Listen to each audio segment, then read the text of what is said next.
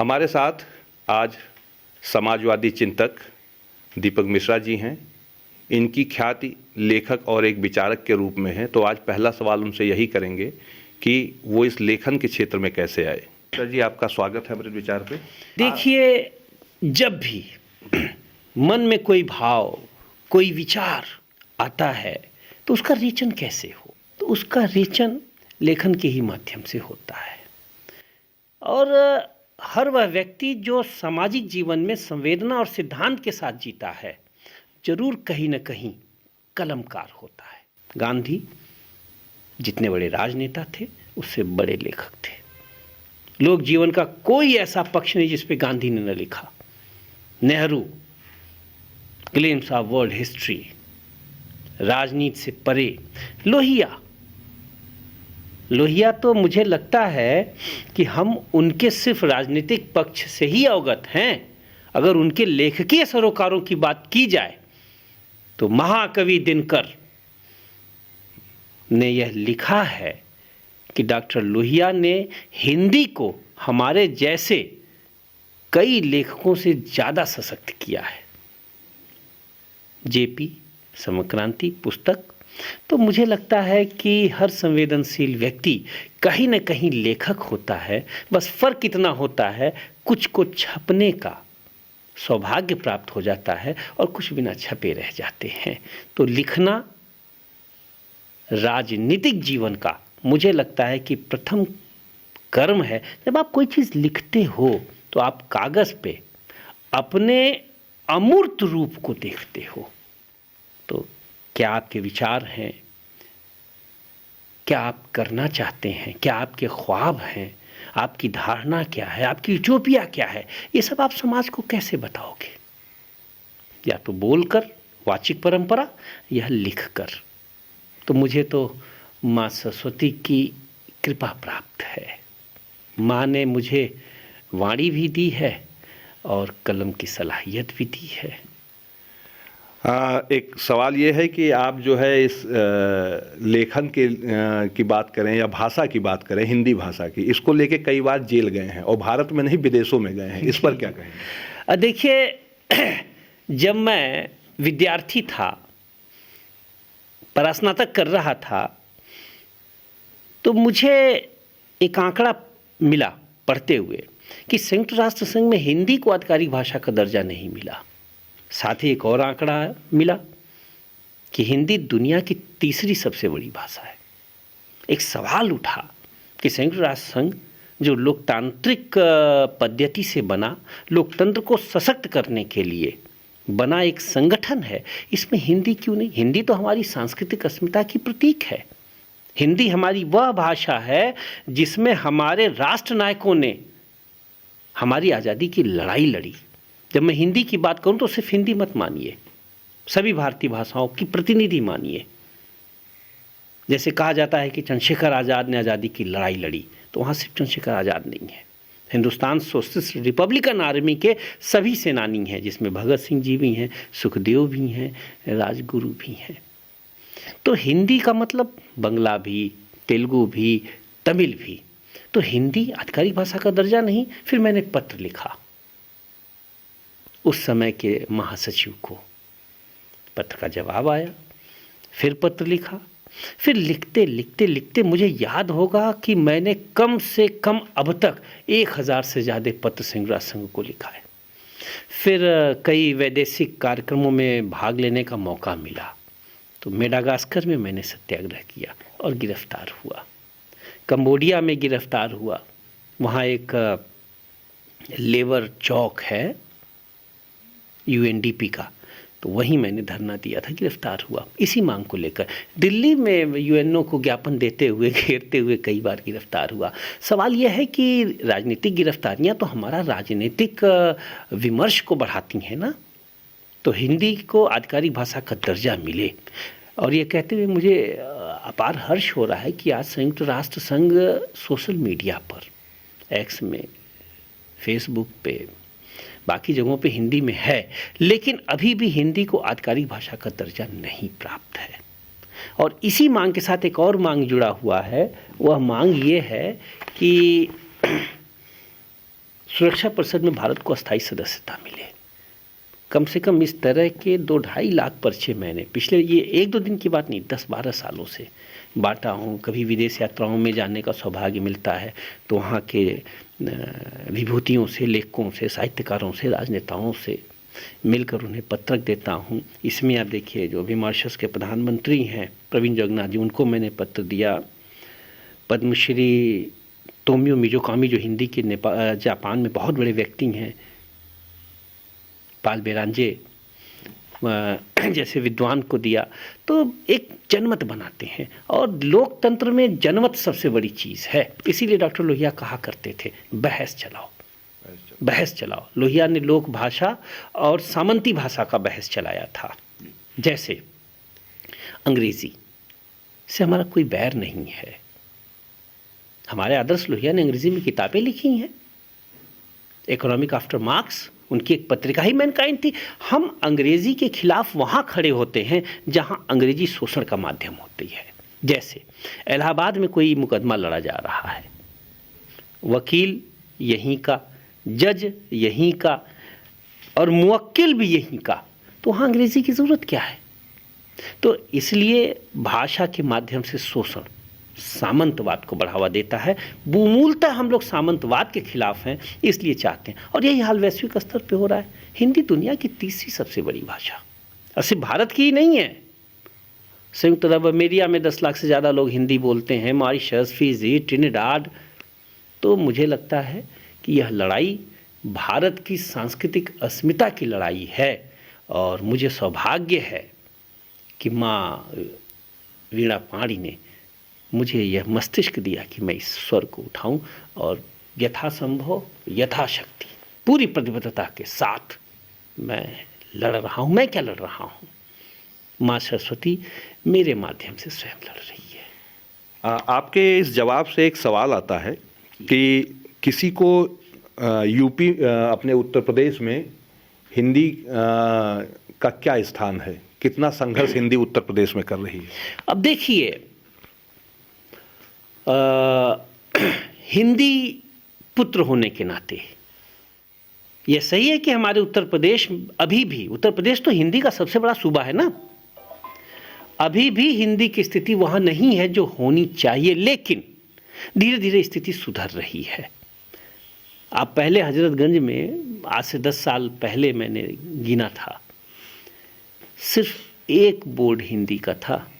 आज कम से कम दर्जन से ज़्यादा हैं। सिनेमा में आप देखिए, हिंदी फिल्मों की सारी कास्टिंग जो नाम आते हैं अंग्रेजी में आते थे, अब हिंदी में आने लगे हैं। चाहे वो गदर हो, चाहे सालार हो, आप सारे देखिए। तो हिंदी धीरे धीरे मजबूत हो रही है। और लेकिन इस मजबूती में हमारी सरकारों का कोई योगदान नहीं है। हाँ, मुलायम सिंह जी ने एक बड़ा काम किया था।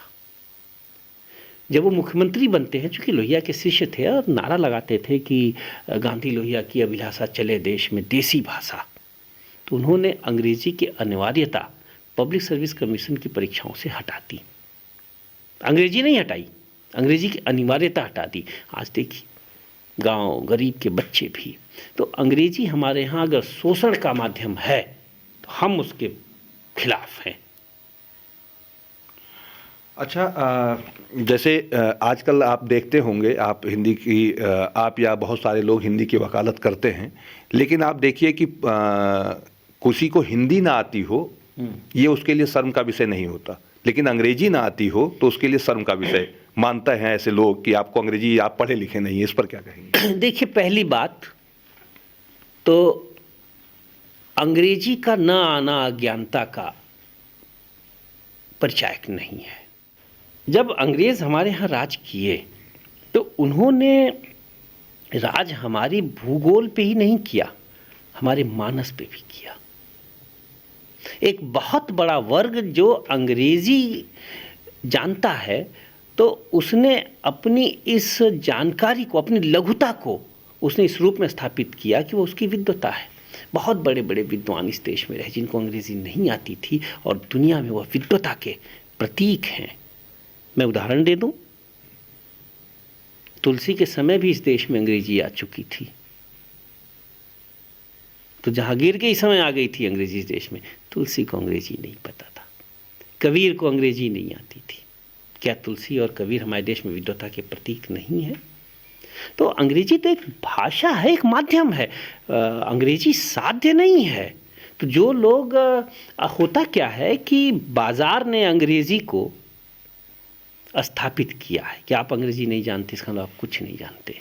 गणित के लिए अंग्रेजी की क्या ज़रूरत, विज्ञान के लिए अंग्रेजी की क्या ज़रूरत, या जिन जिन देशों में अंग्रेजी नहीं है क्या वहाँ गणित विज्ञान नहीं है? जापान। और देश का विकास सिर्फ देशी भाषा और देसी तकनीक से हो सकता है। आज हम प्रति व्यक्ति आय में 143 देशों से पीछे हैं। आज हम समग्र विकास में 130 देशों से पीछे हैं। क्यों? आज अगर हमारी भाषा, हमारी तकनीकी और हमारी ज़रूरतों के हिसाब से आर्थिक विकास हुआ होता, शायद इस देश में वास्तविक राम राज्य होता। यानी कि देसी भाषा से हम पीछे हैं, इसलिए हम विकास से पीछे हैं। जी जी बिल्कुल। आप खुद देखिए, राम विमर्श हमारे यहाँ कब खड़ा होता है? जब तुलसीदास रामचरितमानस लिखते हैं हमारी जन भाषा में, तब राम पे जन विमर्श खड़ा होता है। गांधी ने हिंदी की पैरवी क्यों की? हिंदी जन भाषा है। सुभाष चंद्र बोस, जब सुभाष चंद्र बोस समाजवादी थे, सुभाष चंद्र बोस ने त्रिपुरी अधिवेशन में देश में अमंद बयार बहे इसकी खुली पैरवी की थी। जन्म कहाँ हुआ था? कटक में। उड़िया बोली जाती है, बांग्ला भाषी थे। लेकिन जब वो अपनी सरकार बनाते हैं, आज़ाद हिंद सरकार, सिंगापुर में, तो उसकी राष्ट्रभाषा जानते हैं किसे बनाते हैं? हिंदी को बनाते हैं। तो हिंदी को लेकर जब हम विमर्श खड़ा करेंगे, हिंदी को मजबूत करेंगे, तो हमारे यहाँ लोकतंत्र स्वतः मजबूत होगा। फिर मैं एक बात आपको बता दूं कि हिंदी भारतीय संस्कृति की सबसे बड़ी और प्रतिनिधि भाषा है। मैंने अभी रामचरितमानस की बात की, आप देखिए। तो धर्म और संस्कृति हमेशा जनभाषा में मजबूत होती है। जब तुलसीदास जी ने लिखा जनभाषा में रामायण को, रामायण का एक तर्जुमा मान लीजिए आप रामचरितमानस को, तो लोगों ने उनका विरोध किया। उस दौर के कर्मकांडियों ने विरोध किया और जान को हथेली पे रखकर तुलसी ने रामचरितमानस को बनाए रखा लोकमानस पे। एक जगह लिखा भी उन्होंने, मांग के खइबो मस्जिद में सोइबो, यानी कि हमारे देश में तुलसी को जब जगह नहीं मिली तो जाके मस्जिद में सोते हैं।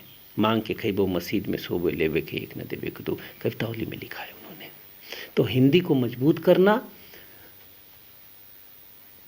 प्रत्यक्ष रूप से और परोक्ष रूप से तो तयशुदा भारतीयता को मजबूत करना है, देश को मजबूत करना है। अभी मैं त्रिपुरा गया था, तो एक वहाँ भारत फार्मेसी है, तो वो बंगला में भी लिखा था और हिंदी में भी लिखा था, अंग्रेजी में भी था। मुझे अंग्रेजी से विरोध नहीं, तो मैंने उनसे कहा कि आपने हिंदी में क्यों लिखा है? यहाँ बड़तला जगह है, अगरतला में एक बाजार है, वहाँ तला शब्द का प्रयोग होता है, जैसे हमारे यहाँ गढ़ शब्द का प्रयोग होता है।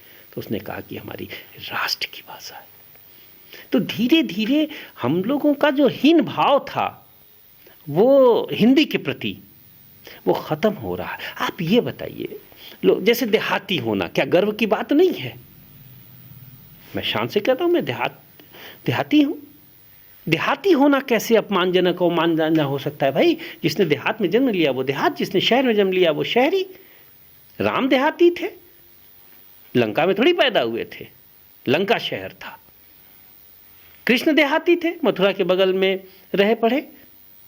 तो होता क्या है कि अवधारणाएं धीरे धीरे कुंठित करती जाती हैं। कभी कभी चीज़ें जो सच होती हैं उस पर झूठ के परत दर परत जमती जाती है और फिर सच झूठ के रूप में परिवर्तित हो जाता है। ऐसे में अगर कोई सच बोलता है तो लोग कहते हैं ये क्या बोल रहा है?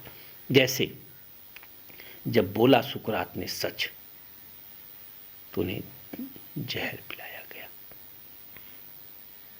सुकरात ने तो सच बोला था ना, एक सच जिस पे झूठ परत दर परत जम गया और सदियों के बाद वो झूठ ही सच हो गया। तो आज की जो लड़ाई है दरअसल वो झूठ और सच की लड़ाई है। तो एक कलमकार होने के नाते, एक समाजवादी होने के नाते, एक राष्ट्र प्रेमी होने के नाते हम लोग सच के साथ हैं। अब माता पिता ने, मेरे पूजनीय माता आदरणीय शांति जी ने और पिता आदरणीय जयनारायण जी ने, जो शिक्षक हैं और आदर्श शिक्षक हैं, ने मेरा नाम ही दीपक रखा है। तो मुझे तो इस अंधेरे से लड़ना ही होगा, वरना मैं अपने नाम को ही सार्थक नहीं कर पाऊंगा। जलना होगा दीपक, तुझको जलना होगा। हाँ, जैसे अभी आपने राम विमर्श की बात की, इधर आप जो है टीवी पर बयान भी देते आते हैं कि राम पर जो है, राम की खुली पैरोकारी करते हैं जी। तो उस पर कुछ बताइए। मेरा मानना है, और मेरा नहीं, तुलसीदास जी भी यह मानते थे, वाल्मीकि जी भी यह मानते थे, डॉक्टर लोहिया भी यह मानते थे, राम वस्तुतः हमारे देश में आम जनमानस के देवता हैं या प्रतिनिधि हैं। राम राज्य है क्या? तुलसी ने उत्तरकांड में लिखा है, बैर न कर काहू सन कोई, राम प्रताप विषमता खोई। यानी कि जब राम का प्रताप अपने जाजल्यमान रूप में होता है, यानी जब उनका शासन होता है, राम एक विचार भी हैं, सिर्फ व्यक्ति नहीं है, तो फिर विषमता समाप्त होती है, नर नारी की विषमता समाप्त हो। यही तो लोहिया ने सप्त क्रांति में कहा। भगत सिंह ने जब हिंदुस्तान सोशलिस्ट रिपब्लिकन आर्मी बनाया तो उसका लक्ष्य था शोषण विहीन समता मूलक समाज की स्थापना, और यही रामराज की स्थापना है, सब में परस्पर प्रीति रहे। आज क्या हो रहा है? आज राष्ट्रवाद के नाम पे सांप्रदायिकता। राम को भी आजकल कट्टरपंथियों ने खेमों में बांट दिया है। वह राम जिसे अल्लामा इकबाल झूम कर इमामे हिंद कहते थे, अगर मैं उनकी बात मानूं कि राम ही कृष्ण हैं, दोनों विष्णु के अवतार हैं, तो कृष्ण पे मुझे बताइए कौन हिंदू होगा जो रसखान से बेहतर लिखा होगा? सूर अपवा स्वरूप नाम ले सकते हैं, मीरा भी ले सकते हैं, लेकिन रसखान, रहीम ने लिख दिया, राम नाम जानो नहीं जानो बस उपाधि। और ये भी मैं आपको बताऊं तो राम को लेकर अब देखिए, जैसे रामराज की अवधारणा क्या है, नहीं दरुद्र कोई दुखी न दीना, नहीं को अबुध निरक्षण हीना। क्या हम रामराज के स्वप्न को पालिए? नहीं पाए हैं। आज भी हमारे यहाँ 14 करोड़ लोग गरीबी की रेखा के नीचे हैं। भूखमरी सूचकांक में जब भारत का नाम अफगानिस्तान जैसे देशों के साथ देखता हूं तो आंख से आंसू हो जाता है। रामराज का स्वप्न, गांधी ने रामराज को देश की आज़ादी की लड़ाई से जोड़ा था। तिलक ने जिस गणपति शासन की व्यवस्था की थी गणेश उत्सव करते हुए, उससे हम मीलों दूर जा रहे हैं। और दुख इस बात का है कि आज हमारी मीडिया, हमारी बुद्धिजीवी भी रामराज पे बहस नहीं करते। राम मंदिर भव्य बने और भव्य बने, भव्यतम बने, अंकुरवाट से भी बड़ा बने, लेकिन स्वप्न तो रामराज की स्थापना होगी। राम ने भी अपने जीवन काल में कोई अट्टालिका नहीं बनाया अपने लिए। राम ने एक शिवत्व की स्थापना के लिए एक शिव जी का एक स्थापना ही किया था, वो भी बहुत छोटी सी जगह पे। तो हमारे अंदर का जो राम है, जैसे मैं राम की पूजा बहुत करता हूँ, जानते हैं कैसे करता हूँ? कोई कंबल खरीदा, किसी ठंड से सिकुड़ते हुए किसी गरीब को देखा और उसको उड़ा दिया, यही मेरे राम है, यही राम की पूजा है। और इसकी प्रेरणा राम जी ने ही दी है। आप मानवता को टुकड़ों में बांटकर, आप इंसानियत को खेमों में बांटकर राम की पूजा नहीं कर रहे, राम को अवहेलित कर रहे हैं। अरे भाई, अगर राम कृष्ण विष्णु हमारे देश की थाती है ना। रसखान जब उठा रहे थे कलम कृष्ण पर लिखने के लिए और कृष्ण भगवान को नागवार गुजरता तो भगवान थे, लाते चक्र गला काट देते, नहीं, उन्होंने अनुमति दी और प्रेरणा दी। तो मेहरबानी करके तुलसी के राम को, कबीर के राम को, लोहिया के राम को आप टुकड़ों में मत बांटिए। राम को राम रहने दीजिए, इमाम हिंद रहने दीजिए। दुनिया में राम कृष्ण के नाम से मानवता का, आप देखिए राम ने लंका को जीता, सबने कहा कि आप लंकापति बन जाइए। राम ने क्या कहा? ना, जननी जन्म भूमिश्च स्वर्गादपि करीयसे। यह है राष्ट्रवाद। यह राष्ट्रवाद नहीं है कि हम ही प्रधानमंत्री बनेंगे, हम ही मुख्यमंत्री बनेंगे, हम ही ऊंची अट्टालिकाओं में रहेंगे, हम ही कार की कतारों में चलेंगे। अब ऐसा काम करने वाले लोग अगर राम का नाम लेते हैं तो मुझे कहने में ज़रा भी हिचक नहीं, वो प्रभु राम को न पढ़ते हैं न प्रभु राम को जानते हैं। आप चूंकि एक राजनीतिक पार्टी से भी जुड़े हैं जी, कोई राजनीतिक सवाल नहीं है, लेकिन एक बात जरूर यहाँ उठती है जब राम राज्य की बात हो रही है, उसकी अवधारणा की बात हो रही है, कि बहुत सारे लोग, जो आपने कहा कि राम के आदर्शों, राम के विचारों पर काम करना होगा, क्या आपको कोई ऐसा व्यक्ति या पार्टी नज़र आती है जो राम के आदर्शों पे या विचारों की बात करती हो या उस पर चलने की कोशिश करती हो? देखिए, सबसे बड़ी बात यह है कि कुछ सवाल दल के दायरे से ऊपर के होते हैं। राम, देश, राष्ट्र, समाजवाद, आप इन्हें दलों में क्यों बांधते हैं? जब समाजवाद का संकल्प लिया था भगत सिंह ने, तब कोई दल जो आज काम कर रहे हैं उस समय नहीं थे। हम भगत सिंह के समाजवाद को, चंद्रशेखर आज़ाद के समाजवाद को दलीय दृष्टि में क्यों बांधे भाई? दल के अपने काम हैं, वो करते हैं। और जहाँ तक राम की बात है तो लोहिया की पार्टी, चाहे उस समय की सोशलिस्ट पार्टी हो चाहे आज की समाजवादी पार्टी हो, राम राज्य से अलग कैसे हो सकती है? लोहिया रामायण मेला लगाते थे, पूरी संकल्पना ये देखिए, पूरा का पूरा रामायण मेला दर्शन और विमोचन है ये। तो जो भी पार्टी डॉक्टर लोहिया में आस्था रखेगी वो तो राम में आस्था रखेगी। और उनका तो नाम ही राम मनोहर था, वो राम जो मन को हरे। और मैं समाजवादी हूँ, प्रतिबद्ध समाजवादी हूँ, मनसा वाचा कर्मणा और चक्षुषा भी समाजवादी हूँ। मैं खुल के रामराज की पैरवी करता हूँ और डंके की चोट पे कहता हूँ, राम राज्य एक समाजवादी संकल्पना है। और जो भी धर्म और राजनीति का मर्मज्ञ हो, जिसको मेरे इस कथन से असहमत हो, खुली चुनौती आपके चैनल के माध्यम से बहस की है, चाहे जो हो। तुलसी ने जिस राज्य की कल्पना की थी, यूटोपिया जो देखा था, तुलसी की जो यूटोपिया राम राज्य थी, वो तो एक समाजवादी शासन प्रणाली थी। आप उस तुलसी के सारी लाइनों को आप देखिए, मैंने 2 का उल्लेख किया ही किया, आप कहीं भी आप जाइए देखिए। और राम राज्य की संकल्पना को लेकर एक पार्टी बनी थी, जिन्हें धर्म सम्राट कहा गया, करपात्री महाराज। उनका लक्ष्य ही था इस देश में रामराज की स्थापना। पहली बार हिंदी में सवाल उन्हीं की पार्टी के एक सांसद ने पूछा था, तब लोहिया संसद नहीं पहुंचे थे। और वो लोहिया के ज़्यादा करीबी थे। जब वो गो सेवा के पक्ष में, गो हत्या बंद हो इसके लिए धरना पर बैठे थे, तो उन्होंने जूस लोहिया जी के ही हाथ से पिया था। यानी कि कहीं ना कहीं समाजवाद जो लोहिया प्रतिपादित है, और राम राज्य जिसके सबसे बड़े व्याख्याता राजनीति में स्वामी करपात्री जी महाराज हुए, जिनकी किताब भी है और बहुत मोटी किताब है, गीता प्रेस से छपी है, राम राज्य और मार्क्सवाद। पढ़िए, हर किसी को पढ़ना चाहिए। आप राम राज्य को समाजवादी विचारधारा से जोड़ते हैं जी, लेकिन आपकी ही पार्टी में एक नेता ऐसे हैं जो लगातार तुलसी की लिखी हुई लाइनों पे सवाल खड़ा करते हैं और राम पर भी बहुत बार बोल चुके हैं। इस पर क्या कहेंगे? मैं नहीं राम राज्य को समाजवाद से जोड़ता हूँ, डॉक्टर लोहिया जोड़ चुके हैं।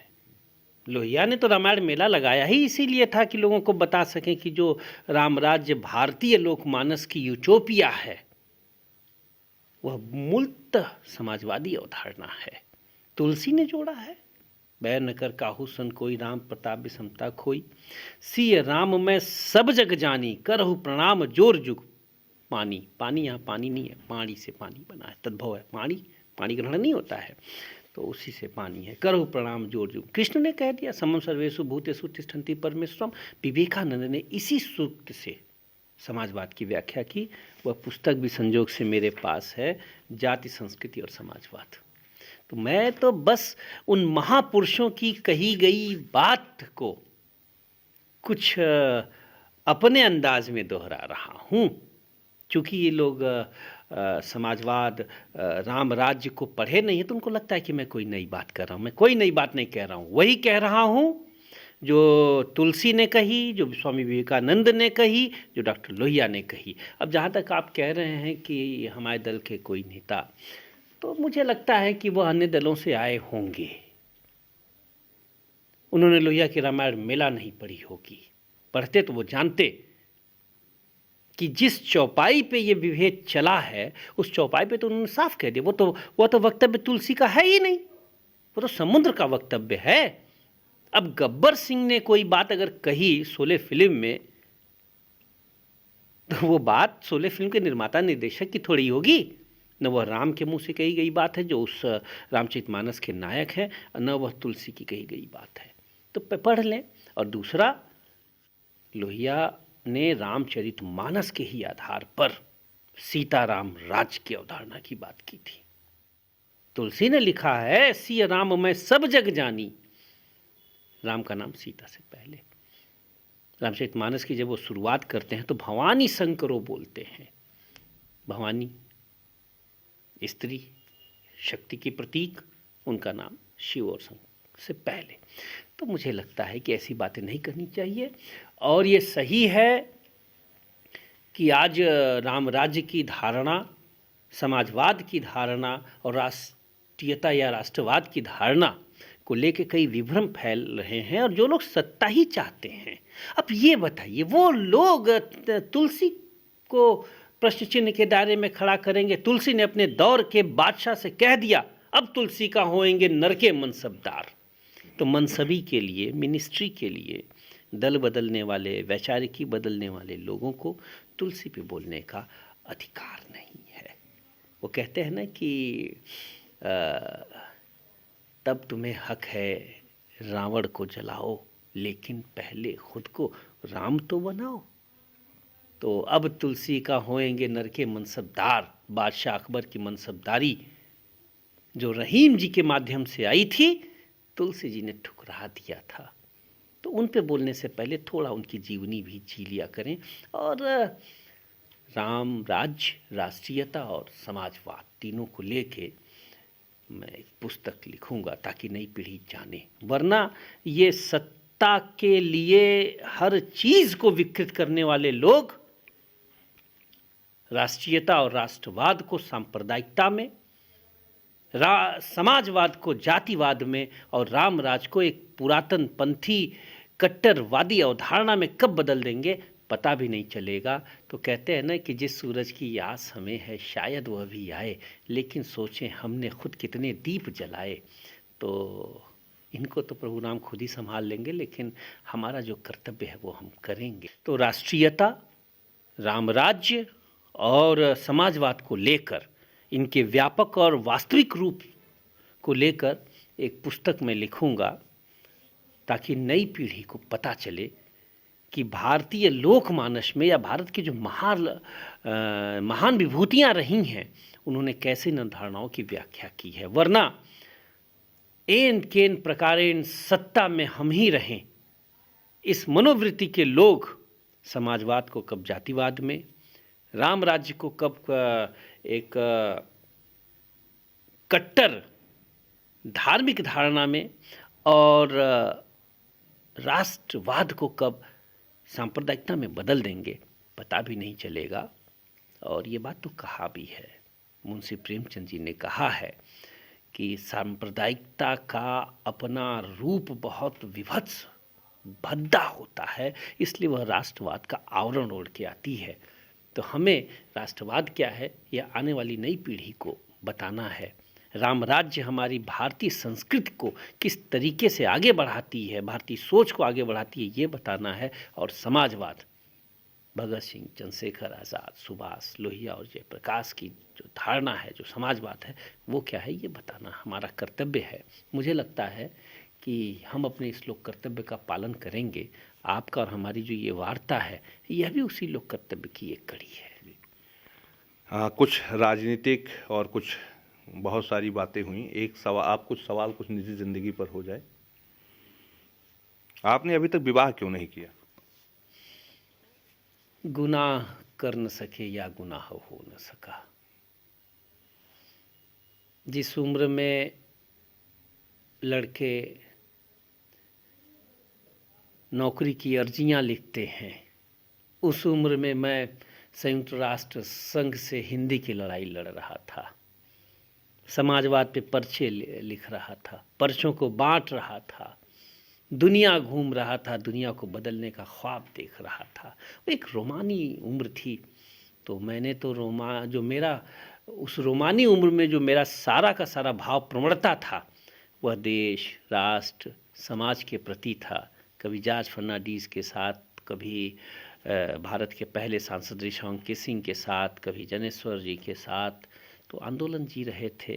फिर धीरे धीरे एक उम्र भी ढल गई और मुझे लगता है कि मेरा जो जीवन है इस धरा पर, मेरे जैसे छोटे व्यक्ति को ईश्वर ने इस धरा पे कुछ बड़े कामों के लिए भेजा है, जिसमें समाजवाद की व्याख्या,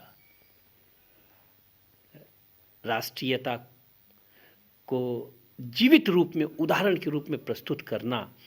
वरना मुझे याद है मेरे मित्र जब विदेश जाते हैं तो बड़े होटलों में रुकते हैं और साइट सीन्स करते हैं। मैं जब भी विदेश जाता हूँ तो झोले में भारतीय संस्कृति के पत्र, चिट्ठियाँ, गीता, ये सारी चीज़ें लेकर जाता हूँ। तो हो न सका। और दूसरी सबसे बड़ी बात यह है कि क्या करें, मेरे सारे आदर्श अविवाहित रहे। चंद्रशेखर आज़ाद, भगत सिंह, लोहिया, सारे देखी। और या तो मेरे जो बाकी आदर्श रहे तो उन्होंने कई शादियां की, राहुल सांकृत्यायन, कृष्ण। तो और वैसे भी मेरा मानना है कि राजनीतिक व्यक्ति का कोई निजी जीवन नहीं होता। लोहिया का परिवार, लोहिया के सारे कार्यकर्ता और समाजवादी लोग थे। गांधी का परिवार पूरा देश था। तो हम लोग शायद संपत्ति, संतति और सुविधाओं के लिए इस धरा पर नहीं है। कभी आया ही नहीं दिमाग में। मुझे ठीक से याद है कि मुझे एक बार नेताजी ने डांटा था, कहा था तुम सरकार में कोई हिस्सा क्यों नहीं लेते। मैंने कहा नेताजी मन ही नहीं करता सरकार में आने का। उन्होंने खैर इसकी प्रशंसा की थी और मुझे उसमें बौद्धिक सभा का राष्ट्रीय अध्यक्ष बनाया था। तो मन नहीं लगता ना, मन लागे यार फकीरी में तो क्या कीजिए। कभी अट्टालिकाओं ने आकर्षित नहीं किया। हाँ, वो झोपड़ियाँ मुझे आकर्षित करती हैं, जिन झोपड़ियों में साहित्य, संगीत, समाजवाद चलता है। तो अभी सवाल का जवाब क्या दें, वही फिर समझ लीजिए कि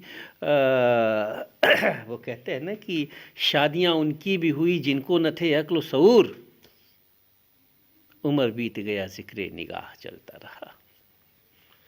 अच्छा, एक शौक जैसे विचार का या लेखन के अलावा क्रिकेट खेलने का है, वो जो है कब से जारी हुआ और या उसके बारे में कुछ बताएं।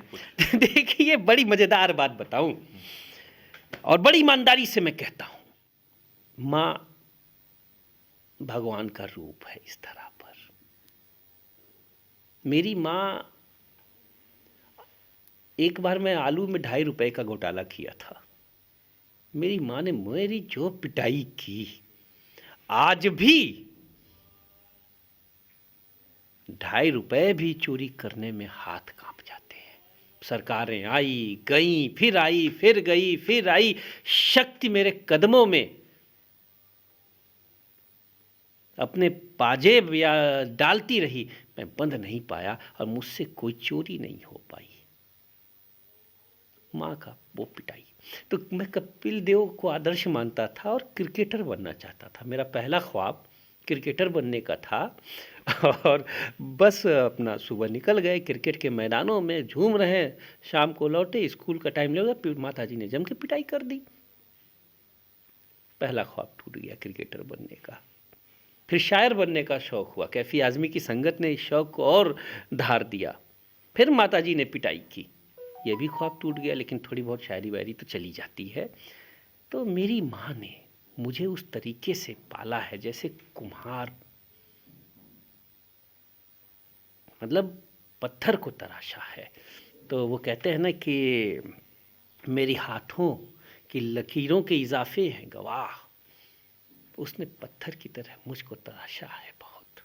तो मैं चाहूँगा कि हर माँ मेरी माँ की तरह से हो।